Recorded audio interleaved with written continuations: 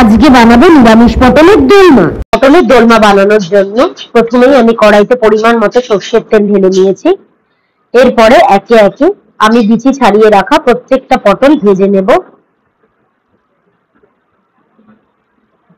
আমি কম আঁচে প্রত্যেকটা পটল ভালো করে ভেজে নেব।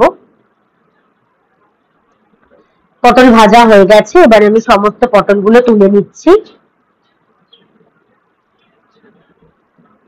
সমস্ত পটলগুলো আমি তুলে নিয়েছি। এবার আমি এই ভাজা তেলে দিয়ে দিলাম জিরে, ধনে, নুন আর হলুদ।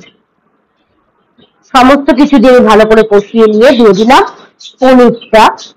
যেহেতু নিরামিষ করছি ওই জন্য পনির দিয়েছি। দিলাম পরিমাণ মতো গরম মশলা আর একটুখানি কিশমিশ। এরপরে পটলে আমি সমস্ত পুরগুলো ভরে নিয়েছি।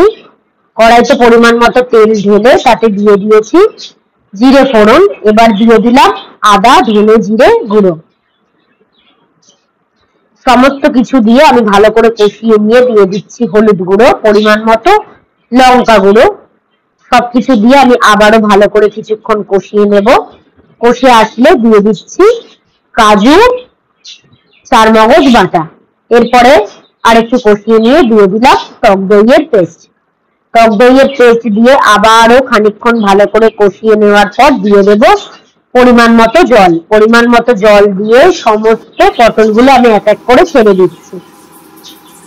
পটলগুলো ছেড়ে দিয়ে আরো কিছুক্ষণ কম আঁচে কষিয়ে নিয়ে ওপর থেকে গরম মশলা দিয়ে নামিয়ে নিলেই তৈরি আমাদের পটলের দোলমা।